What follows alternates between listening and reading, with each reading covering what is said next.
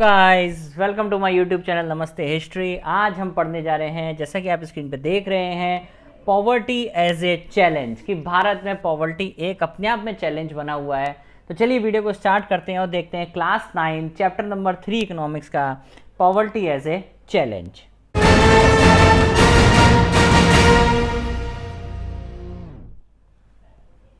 देखो पॉवर्टी का मतलब क्या है। देखो सबसे पहले तो पॉवर्टी का हमें इंट्रो पता होना चाहिए कि पॉवर्टी में अगर हम बात कर रहे हैं तो क्या बात कर रहे हैं बेसिकली। तो पॉवर्टी का सब लोग जानते हैं मतलब क्या, lack of hunger and shelter. मतलब हमें 3 चीज़ें चाहिए होती हैं, रोटी, कपड़ा, मकान। अगर ये सक्सेस हमें नहीं मिल रही हैं तो इसका मतलब हम गरीब हैं। एक ऐसी सिचुएशन जिसमें पेरेंट्स अपने बच्चे को स्कूल नहीं भेज पा रहे हैं ड्यू टू मॉनेटरी प्रॉब्लम्स, पैसे की वजह से। ऐसी सिचुएशन जहाँ पे गरीब आदमी अपना ट्रीटमेंट नहीं कर पा रहा है। ऐसी सिचुएशन जहाँ पे lack of clean water and sanitisation facility है, जहाँ पे पानी साफ़ सुथरा नहीं है, जहाँ पे प्रॉपर सैनिटाइजेशन नहीं है, वो पॉवर्टी के इंट्रो में आप लिख सकते हो। लैक ऑफ रेगुलर जॉब्स, ये बहुत बड़ा फैक्टर है। अगर हमारे पास ये वाला फैक्टर होता तो ये सब चीज़ें होती ही नहीं, ठीक है। लेकिन जब जॉब ही नहीं है तो पॉवर्टी बढ़ेगी ही बढ़ेगी। इसको हम ऐसे ही कह सकते हैं, ये पूरी एक हेल्पलेसनेस है। It is the sense of helplessness, कि भैया अब एक ऐसी स्थिति है कि आप ही कोई मदद नहीं कर पा रहा। It is situation of helplessness, ठीक है। और poor people were ill treated everywhere, और गरीब आदमी का तो मजाक पूरे संसार में उड़ाया जाता है, उनके साथ अच्छे से व्यवहार नहीं किया जाता। तो ये बेसिकली पॉवर्टी का इंट्रो है कि पॉवर्टी एज चैलेंज में हम सबसे पहला पैराग्राफ देख रहे हैं। मैंने उसे पॉइंट्स में तोड़ दिया है कि पॉवर्टी एज ए चैलेंज, आप पॉवर्टी में आप ये सारे पॉइंट्स लिख सकते हो, ठीक है। अब अगली बात ये आती है कि पॉवर्टी को लोगों ने कैसे देखा। सोशल साइंटिस्ट का मतलब यहाँ पे क्या है, एक मिनट बेटा, हाँ, poverty as seen by social scientist. इन लोगों ने पॉवर्टी को कैसे देखा। ये सोशल साइंटिस्ट कोई साइंटिस्ट नहीं है, जस्ट जो बेसिकली थ्योरी दे रहे हैं पॉवर्टी की, उन्होंने कैसे देखा या समाज के लोगों ने इसे कैसे देखा। यूजुअली अगर हम बात करें तो पहले पॉवर्टी हमारी रिलेट होती थी इनकम से या कंजम्पशन लेवल से, बट आज के टाइम पे पॉवर्टी को हमने थोड़ा सा और बढ़ाया है। थोड़ा सा और बढ़ाने का मतलब क्या है, जैसे कि इलिटरेसी लेवल है, हेल्थ केयर फैसिलिटीज़ जहाँ नहीं है, जहाँ पे जॉब्स नहीं है, जहाँ पे प्रॉपर सैनिटाइजेशन नहीं है।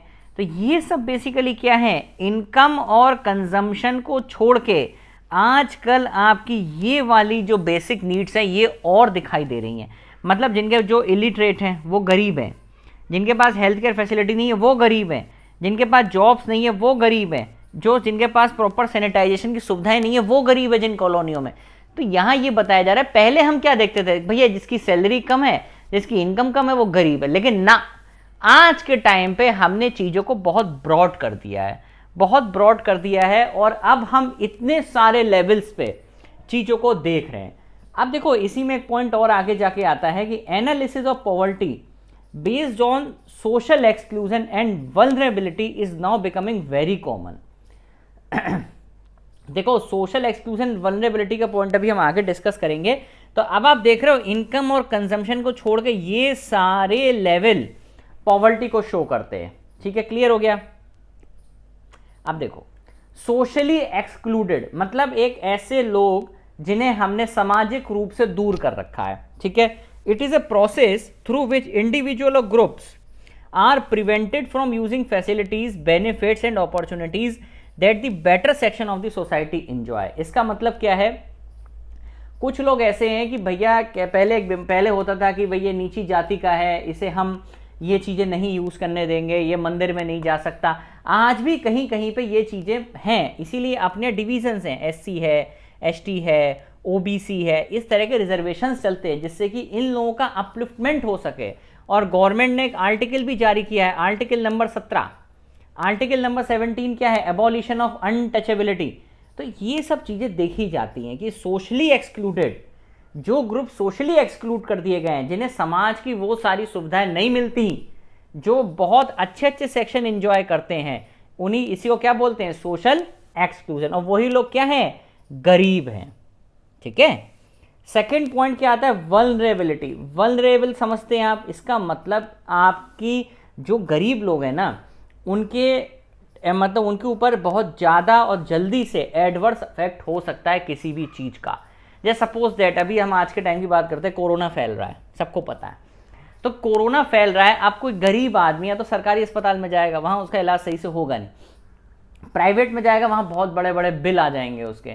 तो ये कहते हैं ना कि अगर कोई भी कंडीशन ऐसी हो गई है, या मान लो कहीं पे बाढ़ आ जाए और समुद्र किनारे लोग झुग्गी बांध के रह रहे हैं, तो सबसे पहले उन्हें दिक्कत होगी। ठीक है, तो गरीबों को पहले दिक्कत होगी एज कंपेयर टू अमीरों से। इसी को बोलते हैं वल्नरेबिलिटी, मतलब उनकी प्रोबेबिलिटी बहुत ज़्यादा है कि चीज़ें उन्हें बहुत एडवर्सली अफेक्ट करेंगी जब बैड टाइम आएगा सबके लिए। बैड टाइम मतलब खराब समय आएगा सबके लिए, तो सबसे ज़्यादा दिक्कत किसे होगी? जो बेचारे गरीब है। उसके बाद अमीरों को भी दिक्कत, ऐसा नहीं कि अमीरों को दिक्कत नहीं होगी, लेकिन होगी, लेकिन उन्हें बहुत बाद में होगी। मान लो सपोज दैट बाढ़ आई, यहाँ पे लोग रहते हैं, ये बेचारा पूरा ख़त्म हो गया, अमीर यहाँ रहते हैं, फ़र्क ही नहीं पड़ा उन्हें कोई। ठीक है, तो ये इसीलिए बोला जाता है कि इन लोगों की प्रोबेबिलिटी बहुत ज़्यादा है कि इनको चीज़ें उल्टा अफेक्ट करेंगी या निगेटिव अफेक्ट करेंगी। ठीक है, इसीलिए मैंने एक छोटा सा चार्ट दिखाया है आप लोगों को। देखो ये, अगर आप यहाँ देख पा रहे हो, थोड़ा सा ब्लर्ड इमेज है। आप सबसे इधर देखो तो शेड्यूल ट्राइब्स हैं। पहला जो चार्ट है वो शेड्यूल ट्राइब्स का है, फिर लेबर हैं, फिर उसके बाद अर्बन एग्रीकल्चर लेबर हैं, फिर रूरल एग्रीकल्चर लेबर हैं, शेड्यूल कास्ट हैं, और ये एवरेज इंडियन है। तो ये पुराना है, 2000 का है, इसको हमें कैलकुलेट नहीं करना है, बस समझना है। ये सिलेबस में नहीं है, जस्ट ये बता रहा है कि देखो जो वल्नरेबल ग्रुप्स है ना, उनमें पॉवर्टी रेशो ज़्यादा है as compare to last one average Indian poverty ratio से। ये हमें बुक्स में, ये बहुत पुराना डायग्राम है, अब सिलेबस में नहीं है, जस्ट आप लोगों को बताने के लिए है ये कि ये देखो यहाँ पे अगर आप देख रहे हो ना, तो शेड्यूल ट्राइब्स जो हैं इनका आप देखो 51 के आसपास है पॉवर्टी रेशो, दिख रहा है। फिर उसके बाद अर्बन कैजुअल लेबर हैं, फिर रूरल एग्रीकल्चरल लेबर हैं, फिर शेड्यूल कास्ट है। आप देखो शेड्यूल कास्ट का भी कितना है, 43, यहाँ 51, यहाँ 50, यहाँ 40, और ये जो रेशो है ये बाकी रईसों का है। तो आप देखो ये चीज़ें कितनी एडवर्सली अफेक्ट करती हैं चीज़ों को। ठीक है, आई होप वीडियो आपको पसंद आई होगी। Do like, share and subscribe the channel. Thank you very much.